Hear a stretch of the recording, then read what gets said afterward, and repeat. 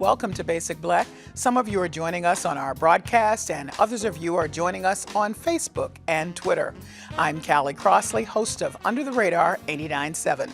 Tonight, looking back on 2020, a year in review. We, like you, are dealing with the effects of the coronavirus pandemic and are taking precautions. We are working with limited staff, and our guests are joining us remotely. Don't look back. Something might be gaining on you. The popular Negro League baseball player and Baseball Hall of Famer Satchel Paige famously warned. He could have been talking about 2020. And why should folks of color want to look back on a year when they struggled through 3 pandemics, a surging virus, the spiraling economy, and an uptick in racial violence?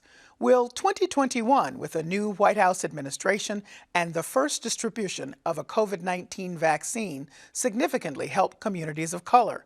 And are there necessary lessons to take from this year's devastating events?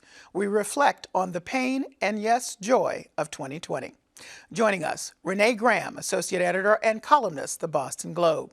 Dr. Charmain F. Jackman, a licensed psychologist and the founder and CEO of InnoPsych Incorporated.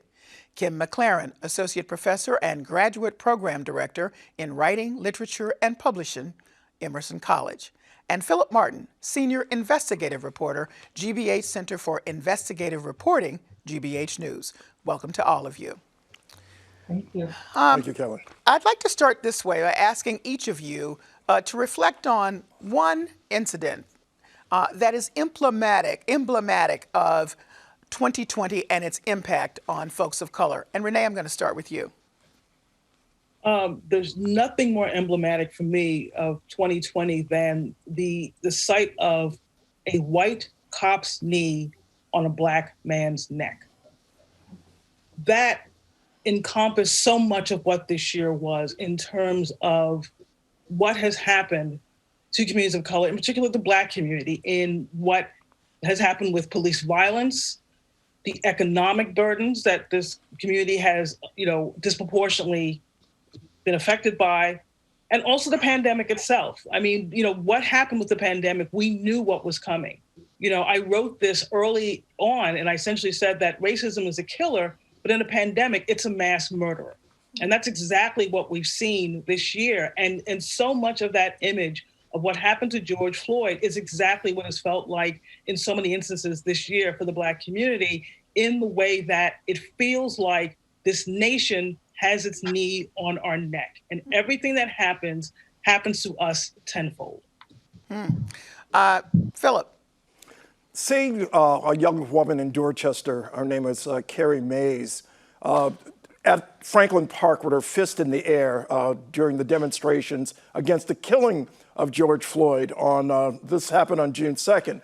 And then seeing this same young woman with her fist in the air and walking around with a notepad registering people to vote.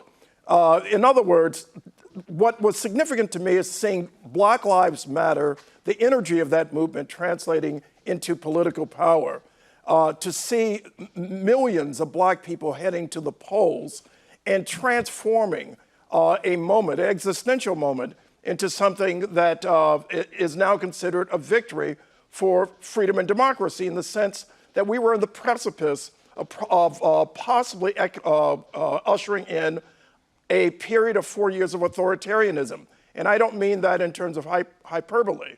And it was Black voters, along with Latinos, Asians, progressive and liberal white people, who basically turned that around. But Black people have to be given the most credit, in the sense, when you look at a state like Georgia, that was the power of Black people, the harnessing their energy that many saw on the streets. Now that energy taken to the polls and electing a new president and a vice president of color. Charmain. Hi. So I would say definitely an image that stands out for me is the WNBA and the NBA responding with Black Lives Matter and adapting and changing their uniforms to reflect those messages of social justice. Have an image of the WNBA looking at an image of Breonna Taylor and how women's issues have been uplifted at this time. And connected to that is around the awakening and awareness of racial trauma that the Black community has faced. As a psychologist, it's been really powerful for me to be able to engage in conversations with my community about mental health and really encouraging people and people taking a stand and really turning their attention to their emotional wellness. That's been a highlight for me of this year. Kim. I'm going to go with the image just this week, I think of, or was it last week? Time has no meaning anymore, of two healthcare workers, two Black healthcare workers receiving and giving the first vaccine for COVID. Because as Renee said, the pandemic is emblematic of all that we suffer in this country. We knew Black people would die disproportionately. We knew that once it was known that Black and brown people were dying disproportionately, that the urgency about locking down and preventing the spread would diminish, because in fact, no matter how many yard signs people have in their yards, Black lives do not matter in this country. So we knew that. We also knew that we would be exposed because we have more frontline workers and more service workers who cannot afford to stay at home. So all of this ties into all the historical legacy of racism and white supremacy in this country. And then on top of that, what we're dealing with now, which is the reluctance to take the vaccine that we're seeing in our communities, which grows understandably out of the historic maltreatment of Black people by the medical community. And yet I am heartened by the number of Black healthcare workers and scientists, including Dr. Corbett, who are also leading the charge on this. And so to me, it's emblematic both of what we've come through and what we struggle with, and how that continues to plague us, and how sometimes because of our history, we don't advance ourselves in the way we should. And yet we have our people out here leading the way for us. So the through line from all of you is that there was a baseline of understanding that when crises hit, it was going to be hard and harder for the communities of color, and what you already knew about that. So I want to ask a different question. Charmain, what surprised you about this past year? What surprised me is just the way that we were able to come together and to kind of raise our voices in solidarity and actually push organizations to do more than just put out their statements, right? We know some organizations did the performative solidarity around Black Lives Matter. But I think we're actually holding organizations to the fire in keeping that message and in putting more actions into what they're actually doing in terms of employment and hiring diversity of Black employees into the organization. Phillip? I would say what surprised me was the steadiness of the support for Black Lives Matter. Even though that support has eroded, we started off in July with 63% of the American people supporting Black Lives Matter, 30-something percent supporting it strongly. That maintained until September, when it was down to 59%.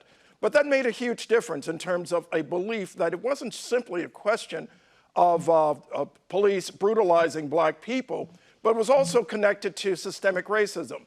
And the fact that many people start to understand that these things were structurally connected, that surprised me to the degree that those who supported it were also exposed to the brutalization of Black people with Trayvon Martin and others in the past. But it took a horrible, extraordinary photo and video of George Floyd with a knee on his neck, as Renee pointed out, to basically consolidate that support and to increase that support, and for people to acknowledge that these things are systemic. They're not episodic. Kim?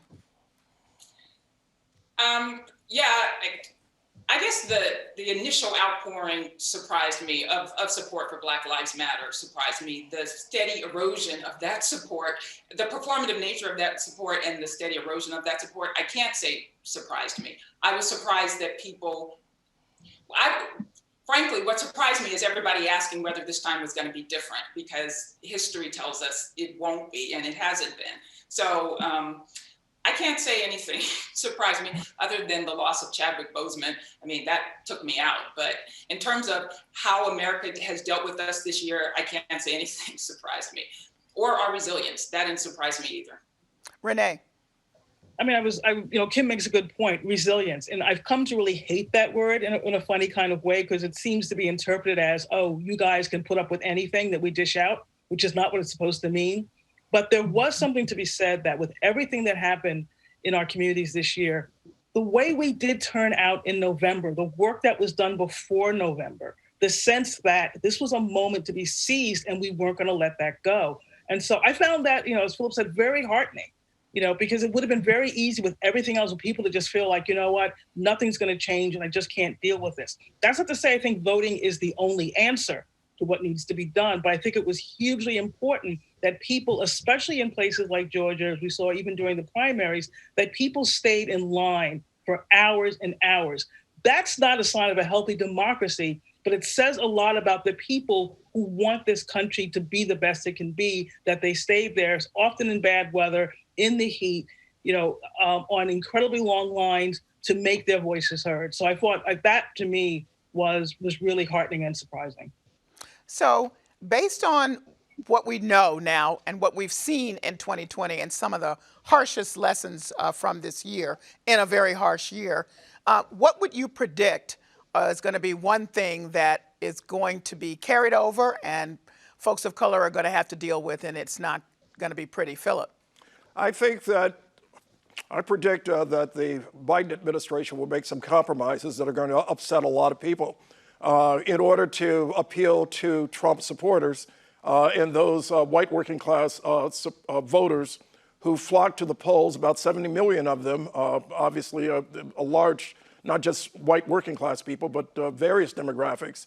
I think the Biden administration will seek to appeal to some of those folks. I think there will be compromises made in order to appeal to those to a lot of those voters that will without question upset progressive African Americans, black folk, and those who feel that this administration should be going further. But that administration, of course, will be hampered without the votes of the two Senate candidates in Georgia, who may or may not make it in early January in terms of becoming new senators. Without their election as to the Senate, it's going to be very problematic. And those compromises, I think, will be disappointing to quite a few people, particularly around policing and issues of that sort, social justice issues. Kim. Yeah, I agree with Phillip. I think when Joe Biden says, I'm going to work just as hard for those of you who didn't vote for me as those who did, and that's supposed to be a heartening message, I'm not heartened by that. Because first of all, Republicans never say that. And secondly, those of us who voted for him have a vision of a country that is at odds with the vision of the people who didn't vote against him. And I think our vision is broader and more inclusive and more just. So I agree with Phillip that I foresee the Biden administration not standing up in the way I would like it to stand up. The good news is that I foresee Black activists and brown activists continuing to focus more on local races and local issues, understanding that that's the next frontier. Despite Biden being in office, we're in deep, deep trouble because the Republicans still control the legislatures, and thus with the census coming, the redistricting. So, but the good news is that people are aware now of the importance of local politics. So I foresee people pushing federally politics, but focusing on local politics. Charmain. So for me and for my lens, it's definitely seeing we've seen more anxiety and depression on unprecedented levels this year. And that's only going to increase in 2021. And we already have a shortage of clinicians of color. Like, we represent less than 15% of the population of providers. So I just see an increased push and pressure on the mental health system. And I just know that our communities will be more impacted and more significantly impacted by that. Charmain, a follow-up to you.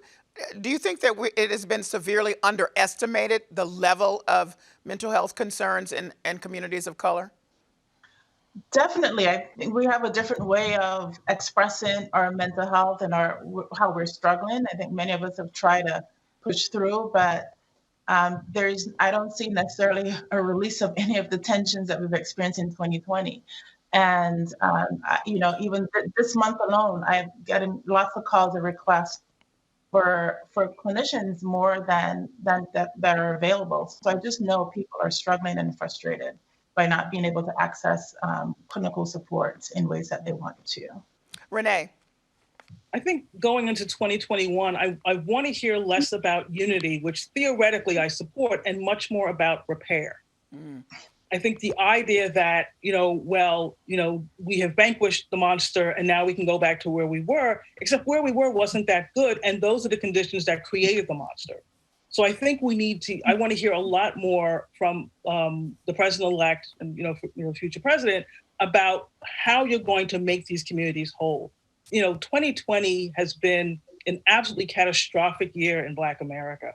And, coming on the fact that things weren't that great to begin with. So I really want to hear how he's going to very specifically address some of these issues that have been unavoidable to notice in 2020. I mean, that's the most important thing. I think if we just have this idea that we can go back to where we were, then nothing will have been learned and people will continue to suffer disproportionately. All right, we cannot end this show without some joy, because some would say that for folks of color to maintain or to grab their joy is actually a political act. So starting with you, Phillip, what did you do to maintain your joy or get your joy this past year?